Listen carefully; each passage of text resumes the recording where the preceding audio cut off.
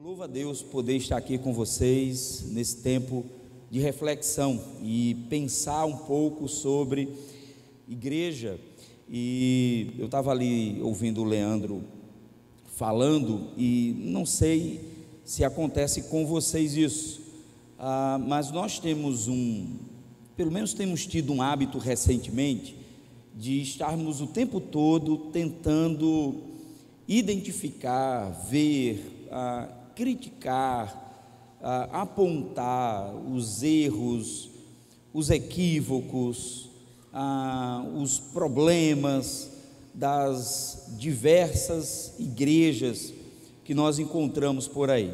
Então é muito comum vermos em rodas de conversas de pastores, membros de igreja, as frustrações, porque as coisas não acontecem como deveriam acontecer, porque a igreja não tem a relevância que deveria ter. O que acontece? E a gente começa a ver tanto problema, e a gente começa a olhar e dizer: poxa, a igreja não tem jeito, a igreja é isso, a igreja é aquilo. Mas eu tenho tido a oportunidade de andar em alguns lugares, no Nordeste, também por essa região do Sudeste, e tem muita gente fazendo muita coisa boa, graças a Deus. Tem muita gente causando impacto. Se você vai em algumas regiões do sertão, no interior do Nordeste, você vai ver que tem muita gente querendo ver mudança, e muita gente saindo do cômodo e do conforto dos bancos de suas igrejas para viverem uma realidade de transformação e mudança. O Rio de Janeiro é uma cidade muito conhecida no Brasil, não só hoje pela sua beleza, pela sua história, mas hoje é uma cidade que tem sido notícia por tantas coisas: violência, extrema pobreza, dificuldades. Mas acreditem, Deus ainda tem os seus remanescentes. Deus ainda tem o seu povo, e Ele tem levantado o seu povo para pensar e refletir sobre a igreja do nosso tempo, da nossa época, para entendermos qual o nosso papel diante disso, e de repente sermos esse povo que Deus vai levantar para ser como um farol, e para que as pessoas e as outras comunidades cristãs que pensam como nós possam também ter a oportunidade de viver um evangelho que mude e transforme a vida das pessoas. Amém? Então, queridos, eu queria partilhar com vocês hoje pela manhã talvez uma outra perspectiva, talvez tentar encontrar na Bíblia uma igreja que possa nos servir de modelo, que nos ajude a entender qual o caminho que a gente pode seguir, como é que onde podemos encontrar nas Escrituras uma igreja que nos sirva de parâmetro como uma comunidade, como uma igreja que, diante de todas as dificuldades e limitações que ela enfrentava, ela de fato conseguiu ser uma igreja influente para o seu tempo, para a sua época, ao ponto do próprio apóstolo Paulo estar sempre fazendo menções em suas orações a respeito dessa igreja, e como ela vivia, e como ela impactava, e como ela transformava o lugar onde ela estava inserida. É sobre isso que eu quero conversar. No seu boletim está Antioquia, mas não é sobre Antioquia que nós vamos falar, nós vamos falar sobre Tessalônica.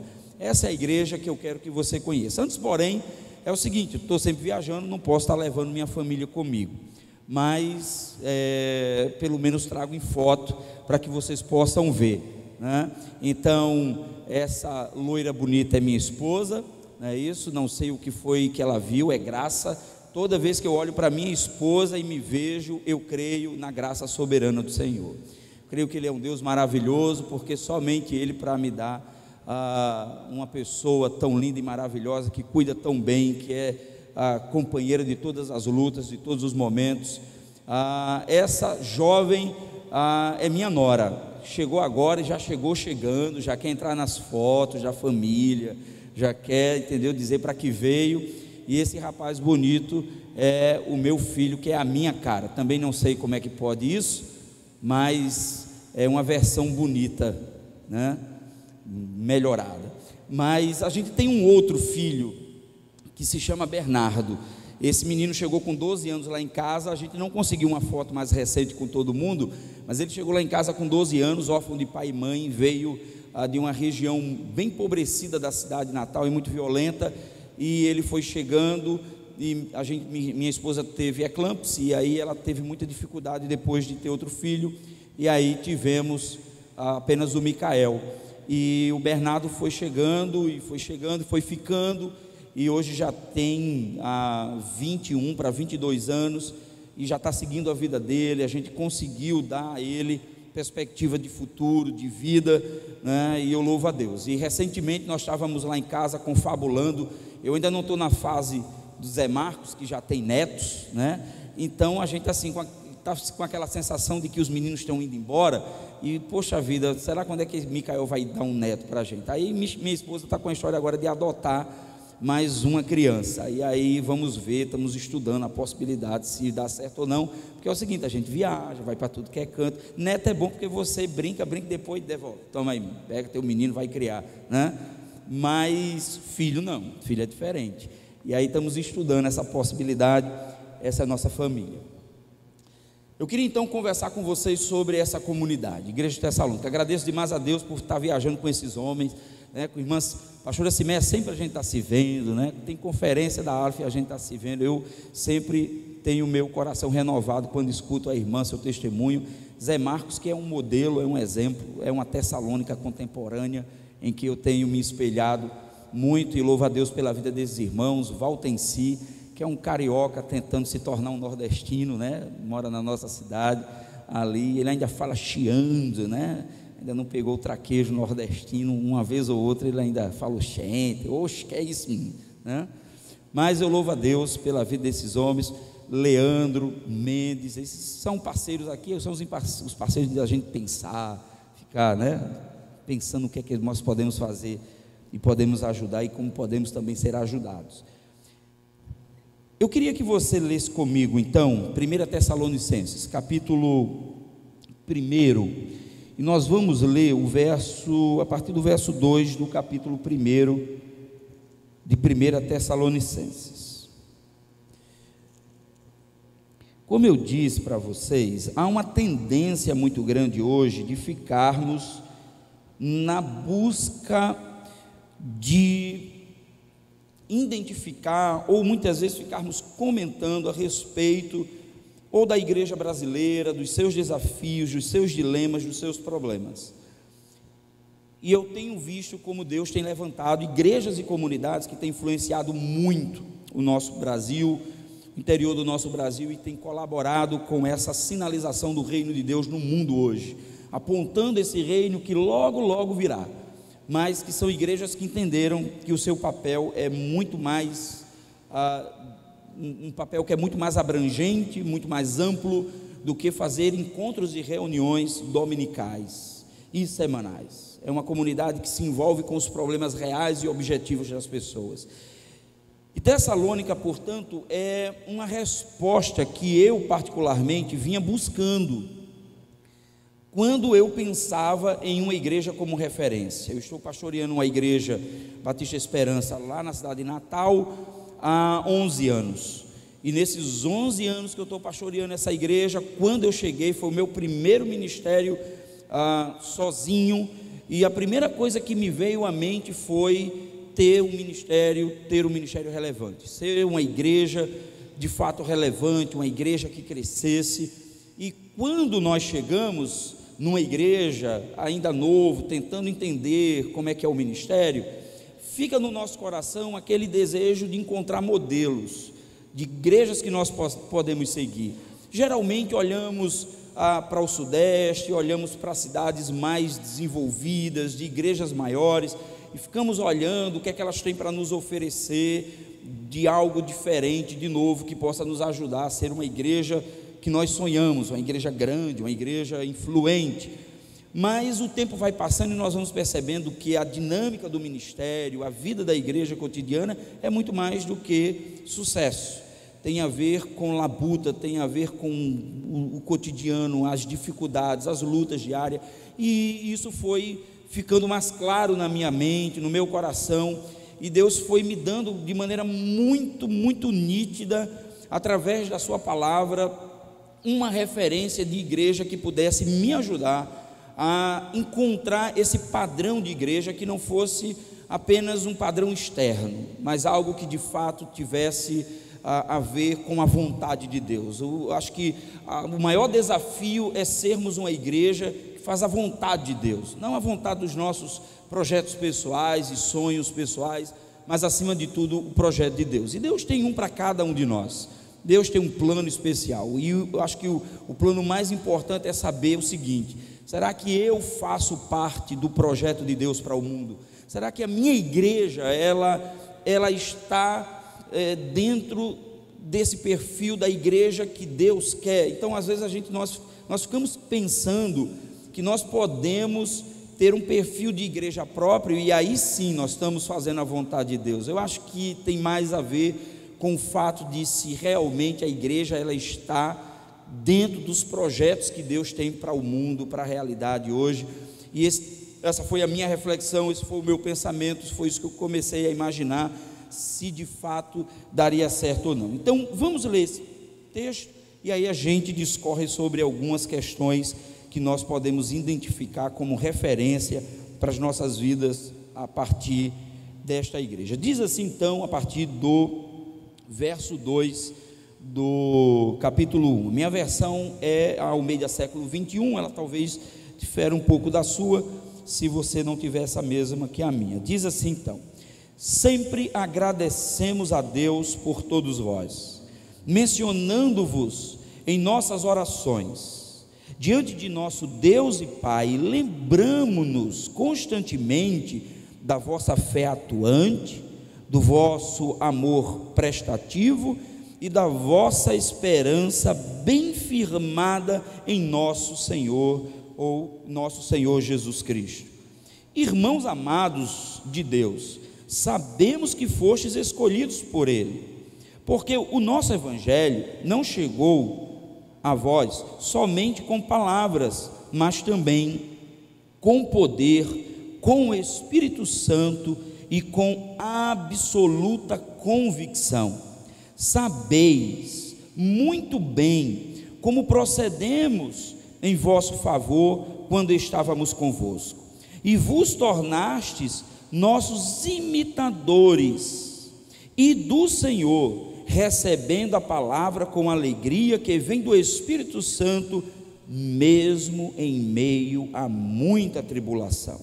Dessa forma, tende-vos tornado modelo para todos os crentes da Macedônia e Acaia, pois a partir de vós, não somente a palavra do Senhor foi ouvida na Macedônia e na Acaia, mas também a vossa fé em Deus foi divulgada em todos os lugares, a ponto de não precisarmos mais falar sobre isso, porque eles mesmos anunciam de que maneira fomos recebidos entre vós, de que forma vos convertestes dos ídolos a Deus, para servirdes ao Deus vivo e verdadeiro, esperando do céu seu Filho, a quem Ele ressuscitou dentre os mortos, Jesus, que nos livra da ira vindoura. Amém?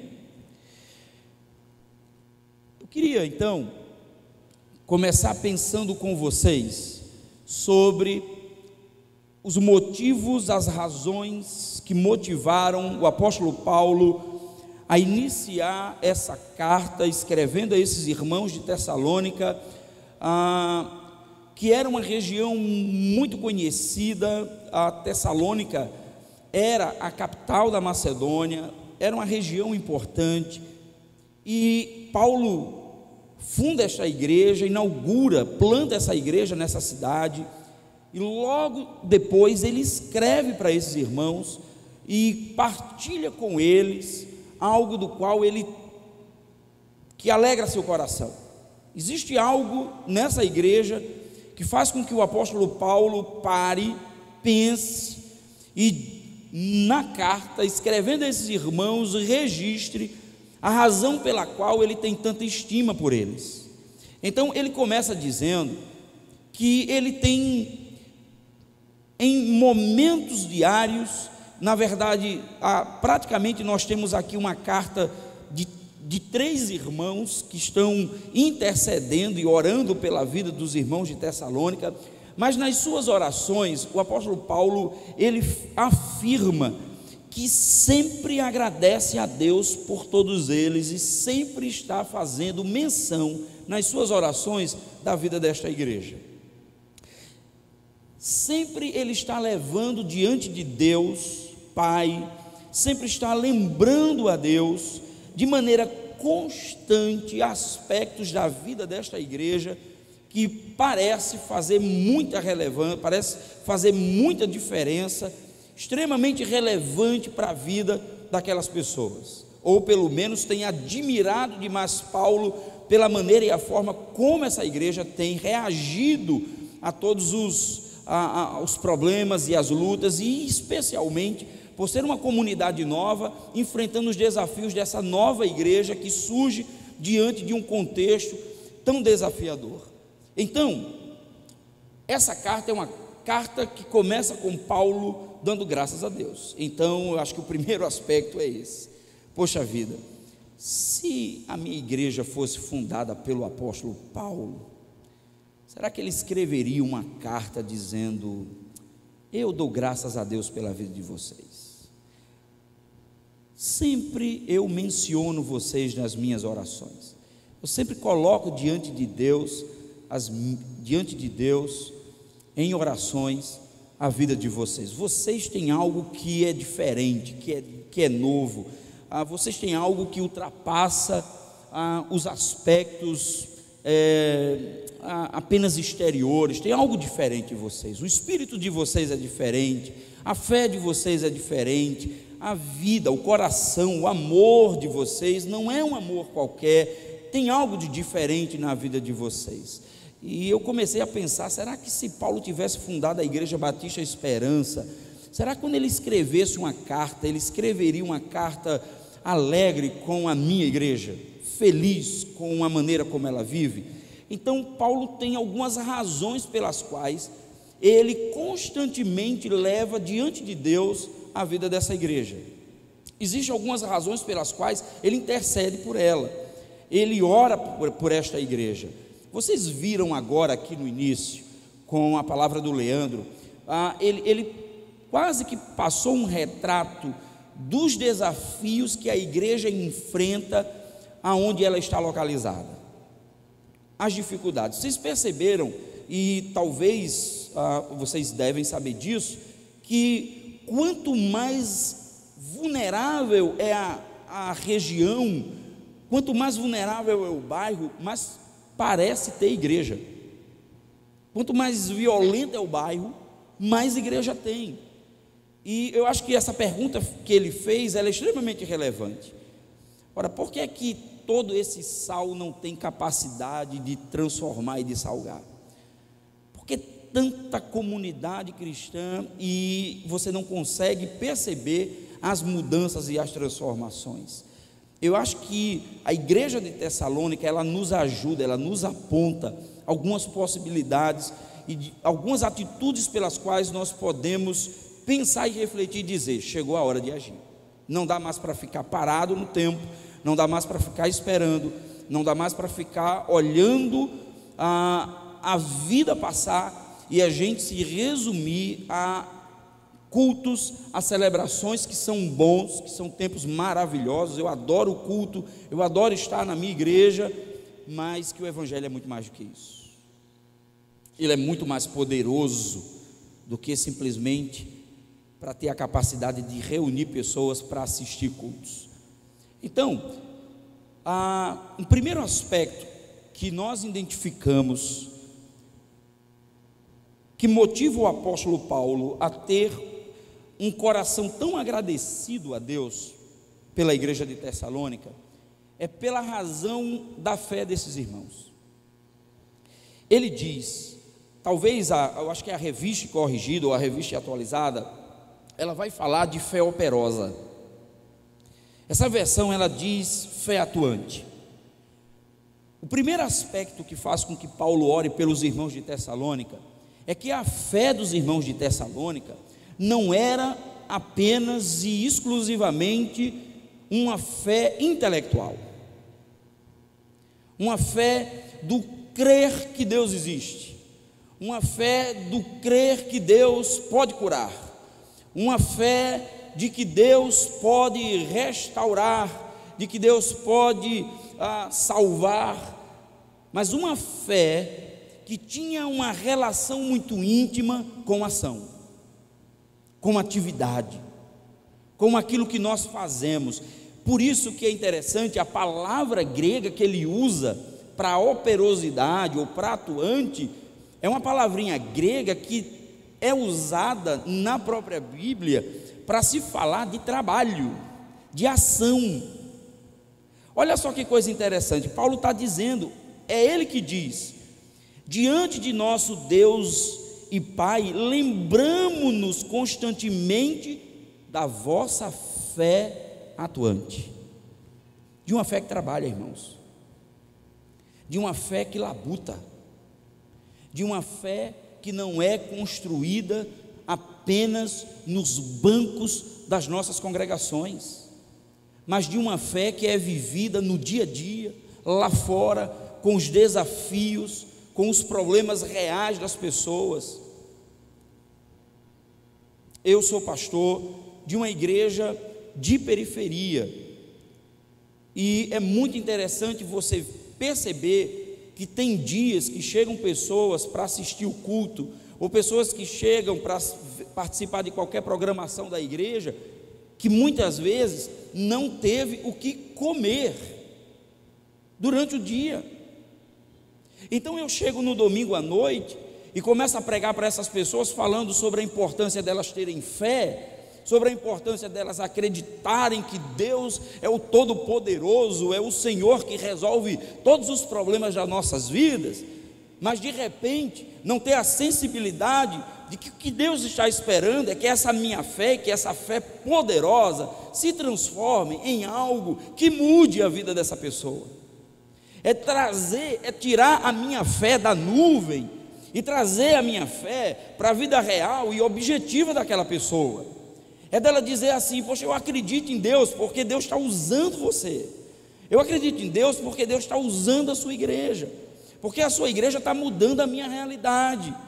Por isso que o apóstolo Paulo diz: eu não posso deixar de mencionar nas minhas orações essa igreja de Tessalônica, porque a fé de vocês não é uma fé intelectual apenas, é uma fé que trabalha, é uma fé que age, é uma fé que está o tempo todo se mobilizando, sentindo a dor do outro, sentindo a necessidade do outro.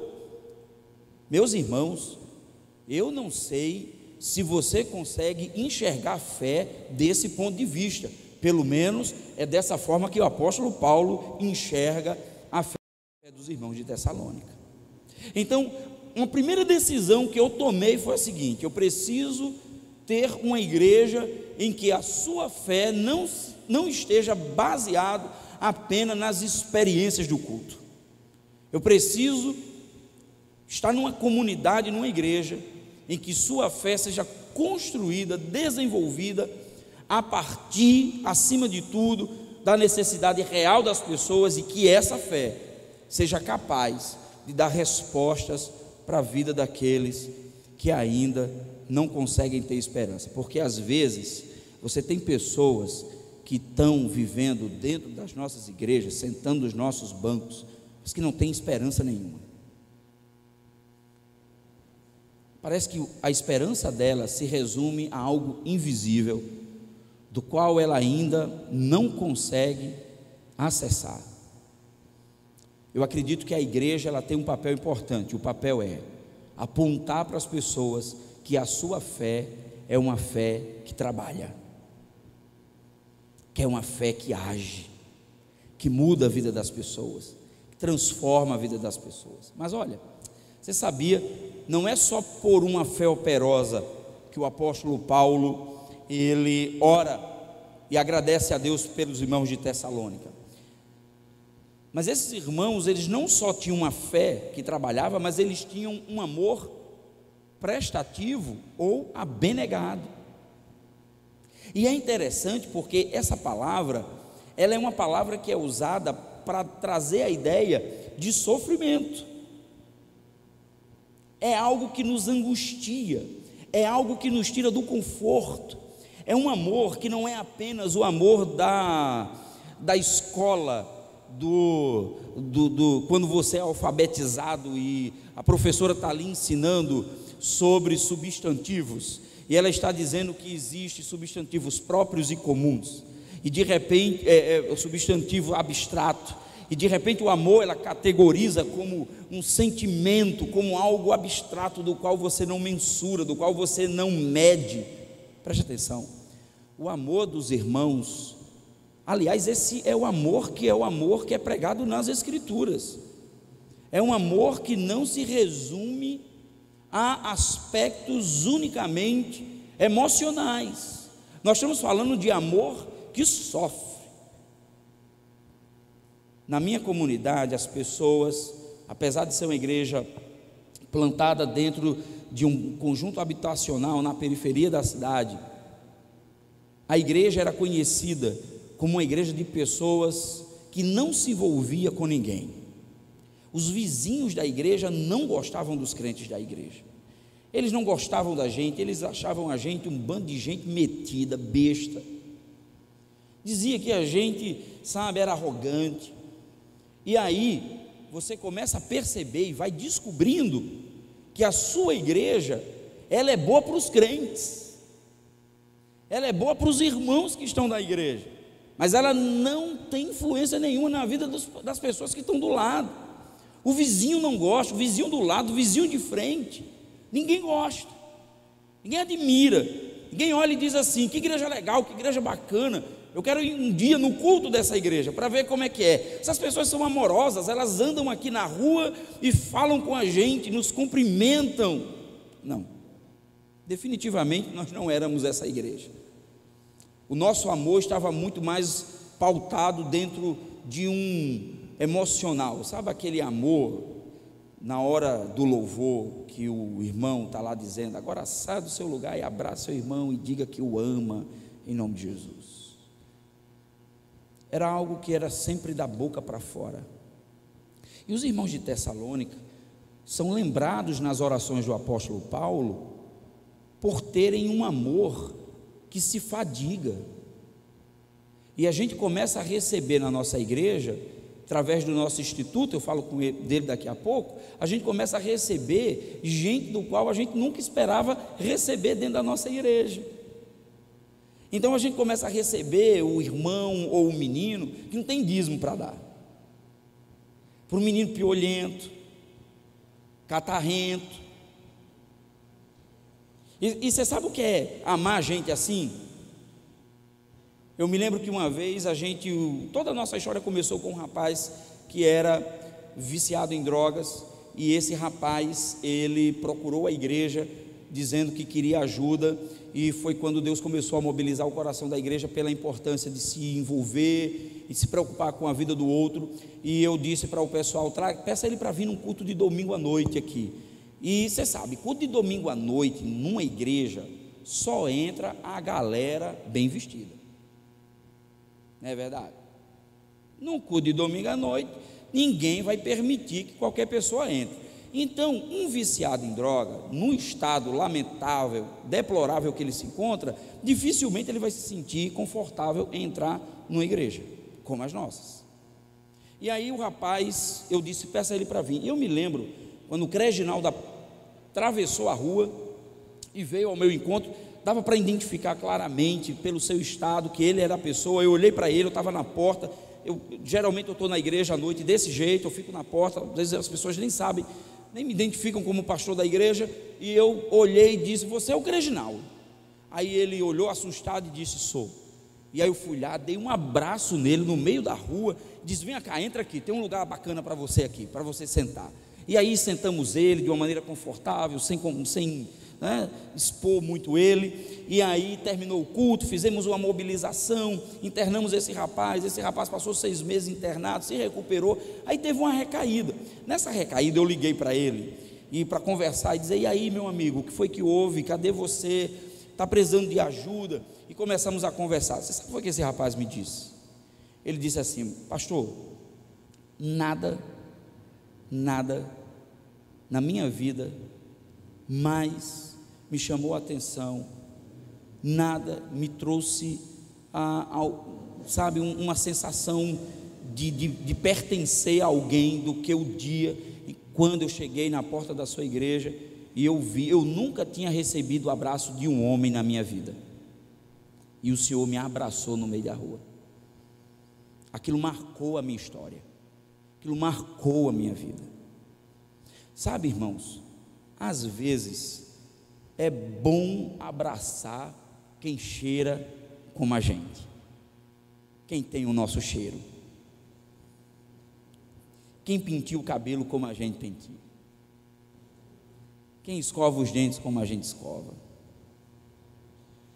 quem usa o óculos que nós usamos. É muito fácil.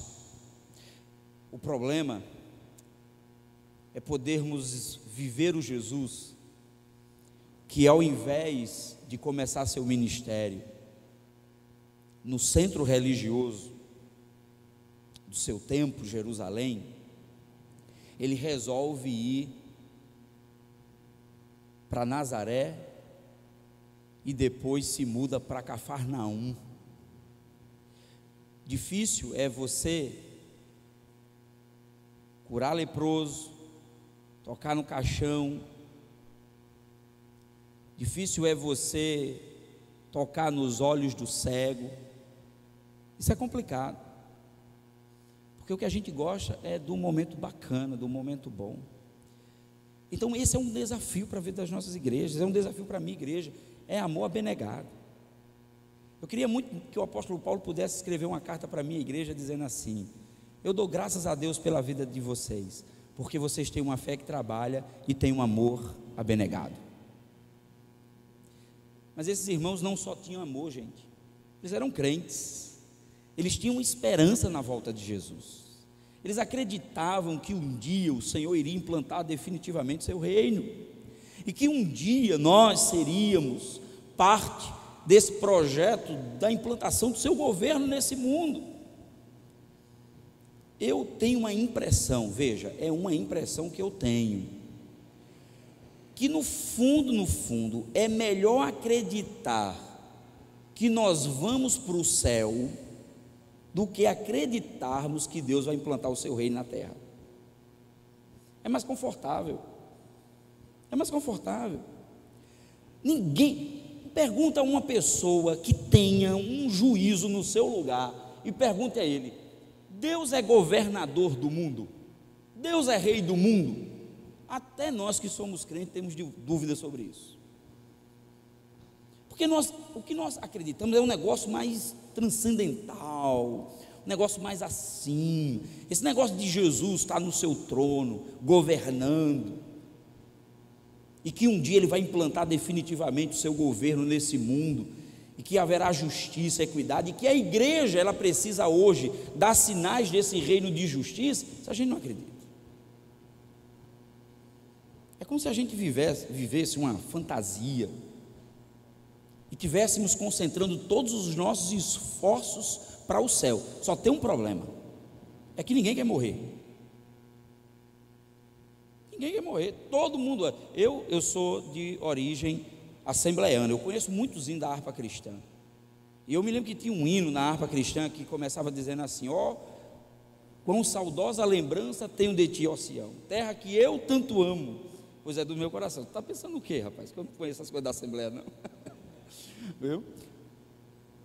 Aí eu fico pensando que nós temos saudades do céu. A música fala sobre ter saudade do céu. Mas quando você está doente, você quer ir para o céu?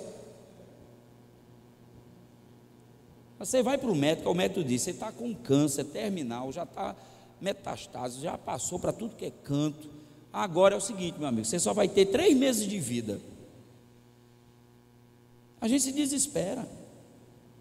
Sabe por quê? Porque que você creia ou não, que você acredite ou não, nós fomos feitos para reinar com o Senhor neste mundo, sacerdócio real, nação santa, povo de propriedade exclusiva de Deus. Se a igreja não vive para essa realidade, ela vai viver apenas essa ideia de que o céu está lá na frente. Não, a igreja precisa sinalizar para o mundo hoje o céu de amanhã, o reino de amanhã, a justiça de amanhã. Então a sua igreja, ela não é uma agência do reino dos céus vindouros, ela é uma agência do reino de Deus, para que as pessoas vejam hoje que um dia esse reino virá, e que o Senhor, como diz o apóstolo Paulo lá em Filipenses, estará sentado no seu trono, toda língua, todo joelho se dobrará, e toda língua confessará que Jesus é Senhor, para a glória de Deus Pai. Ponto final. Se não vivermos essa realidade, a gente vai viver iludido, irmãos, fazendo culto após culto, culto após culto, e não consegue viver a experiência de uma nova realidade, um novo mundo. Ora, o distintivo desses irmãos, a eleição daqueles irmãos é um ato amoroso de Deus. Deus demonstra o seu amor elegendo essa gente, trazendo para perto de si. É um modelo para o mundo, é um modelo para a sua época e para o seu tempo. E aí, meus queridos, o que é que nos identifica com essa igreja? E aí eu gosto de dizer o seguinte: essa igreja era uma igreja de Jesus. Existiam os aspectos do reino, do evangelho, do poder de Deus na vida dessa igreja, porque Paulo, ele diz assim: olha, vocês de fato são são eleitos de Deus, mas tem uma coisa que vocês precisam lembrar, é o fato de que tudo que aconteceu com vocês, aconteceu por algumas razões. Olha o que ele diz: porque o nosso evangelho não chegou a vós somente com palavras, mas também com poder e com absoluta convicção. Tem o poder do Espírito Santo de Deus nesse negócio.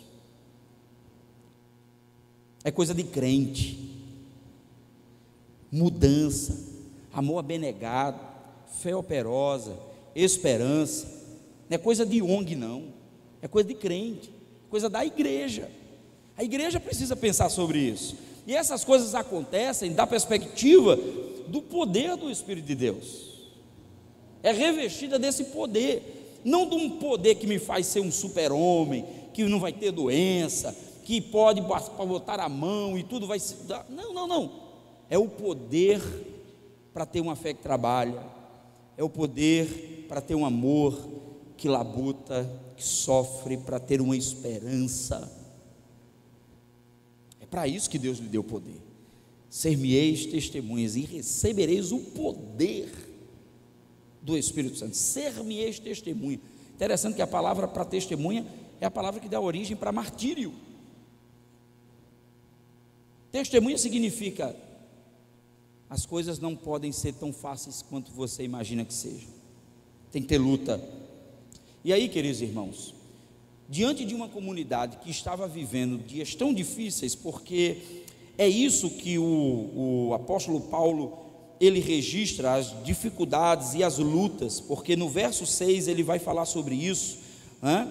Mesmo em meio a muita tribulação, eles estão vivendo esse evangelho, no meio de toda essa tribulação, existiam alguns aspectos na vida desses irmãos que nos chamam a atenção, e aí eu queria concluir esse tempo apresentando isso para vocês. Olha só, primeiro, era uma igreja que tinha alegria no Espírito. A gente não está falando de uma igreja que ficava se maldizendo: a gente não tem recurso, a gente não pode, não dá, não vai funcionar. Não, havia alegria do Espírito, havia uma convicção, uma certeza de que eles estavam fazendo a coisa certa, que eles estavam no lugar certo. E vos tornastes nossos imitadores e do Senhor, recebendo a palavra com alegria que vem do Espírito. Ele sabia que estava estavam fazendo a coisa certa. Agora, esses irmãos, eles não só faziam tudo com alegria, mas eles se tornam um modelo. O verso 7 diz, olha, dessa forma, tende-vos tornado modelo para todos os crentes da Macedônia e Acaia. E preste atenção nisso, a Macedônia e Acaia eram os extremos norte e sul daquela região. Então, se você olhar aqui, ó, aqui está Acaia, aqui está Macedônia, aqui está Tessalônica. Aí o que ele está dizendo? Que os irmãos de Tessalônica, eles se tornaram modelo nos dois extremos. Nos dois extremos. Aonde Paulo passava por aquela região. Vocês estão sabendo da igreja de Tessalônica? Ouviram falar? Do amor abnegado, da fé que trabalha daqueles irmãos, sabendo da esperança que aquelas pessoas têm. É tão estranho, tão diferente, mas está aí. Essa é a perspectiva de uma igreja que é modelo, que é um exemplo. Ela é ouvida, ela é falada, não pelo tamanho do seu culto, não pela qualidade dos seus instrumentos, não pela qualidade material, mas por ser uma comunidade que trabalha com a fé, que trabalha com amor, que labuta e por uma esperança. Então esses irmãos são conhecidos por isso se tornaram modelo. E mais, esses irmãos, eles passaram por um outro momento, que é proclamação. Era uma comunidade que falava. O verso 8 diz assim, ó: pois a partir de vós, não somente a palavra do Senhor foi ouvida na Macedônia e na Acaia, mas também a vossa fé em Deus foi divulgada em todos os lugares, a ponto de não precisarmos mais falar sobre isso. Que coisa linda, irmãos. O apóstolo Paulo chega para dizer assim: o meu trabalho está quase desnecessário, porque vocês já estão fazendo tudo. Vocês não só proclamam, mas além de tudo se tornam um modelo. Está tudo certo. Por isso que eu tenho que orar por vocês, por isso que eu tenho que dar graças a Deus por vocês, porque vocês são o padrão que a gente espera. E aí, queridos, é uma igreja que dá testemunho, mas acima de tudo é um povo convertido. Glória a Deus, aleluia. É um povo crente, convertido, gente que ama Jesus, porque ele diz que essas pessoas abandonaram os seus ídolos. Eu não sei, eu faria uma pergunta para vocês para encerrarmos esse tempo. Quais são os nossos ídolos? O que é que tem nos impedido de termos essas características todas? Às vezes a gente confunde conversão apenas com frequentar a igreja, não é? Mas a conversão, ela é uma palavra que tenta definir uma série de características. Ela é simplesmente uma palavra que tenta dizer, e infelizmente é interpretada de forma errada, porque se associa conversão com frequentar a igreja. Conversão tem a ver com uma igreja que tem uma fé que trabalha, que tem um amor abnegado e que tem esperança do reino de Deus. Isso é conversão. Você pode dar glória a Deus, você pode dar aleluia, você pode, meu irmão, ter um culto do jeito que você quiser, com suas características. Você pode ser uma igreja tradicional, você pode ser uma igreja fervorosa, você pode ser uma igreja gelada, você pode ser o que você quiser, mas se não tem fé, amor e esperança, não passa de religiosidade. Jesus não veio para plantar religião. Religião já tinha muito quando ele chegou aqui. Jesus veio para falar do poder de Deus e para dizer para mim e para você que Tessalônica é um bom modelo de igreja a ser seguido. Amém? Que Deus nos ajude nesse processo, nessa caminhada, que Ele nos oriente, que Ele nos anime a sermos essas igrejas, ou sermos essa igreja que Ele projetou. Tem uma frase interessante que diz: não é que a igreja tem uma missão, mas que Deus tem uma missão pela qual a igreja deve se inserir nela. Acho que nós como igreja precisamos pensar e refletir qual é o nosso papel em toda essa mudança. E aí, queridos, que tem aqui são fotos. Eu tenho um vídeo. Eu vou fazer o seguinte: são fotos de um projeto que nós temos, nosso instituto. Esses meninos estiveram aqui no Rio de Janeiro, participando de um campeonato, onde eles foram medalhistas, o nosso projeto de taekwondo. Eles estiveram aqui no Rio, uma igreja aqui do Rio patrocinou hospedagem deles em hotel. Isso é meninos da periferia da cidade de Natal, que nunca queriam sonhar em vir aqui nessa cidade. Estiveram aqui via a ação de uma igreja. O professor desses meninos é fruto da Visão Mundial, pastor Simeia.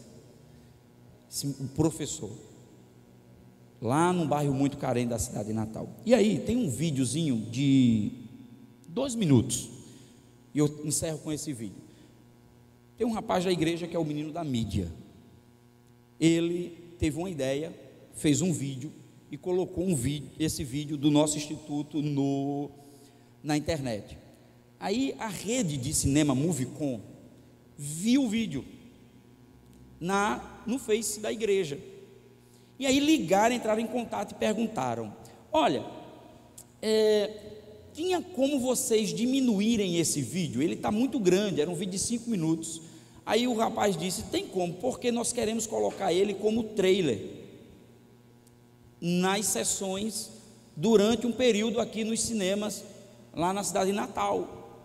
E gente, foi lindo demais, foi lindo demais ver a maneira como Deus vai nos honrando, né? Vai nos honrando, e ver essas crianças. Amado, tem como colocar o vídeo, por favor?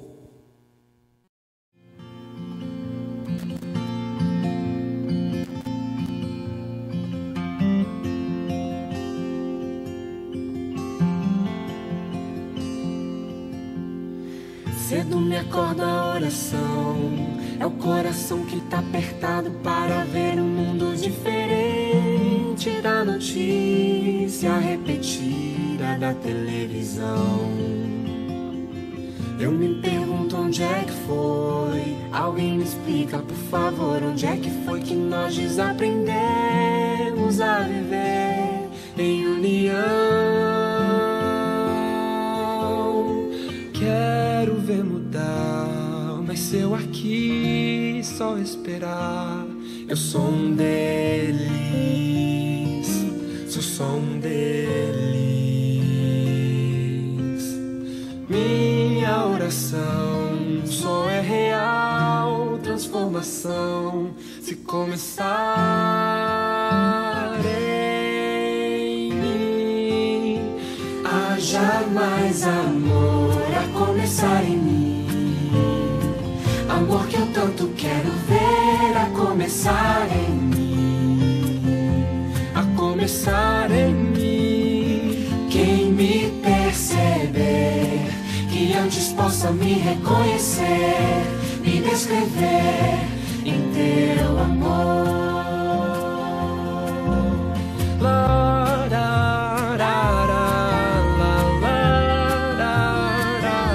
Mais amor em mim.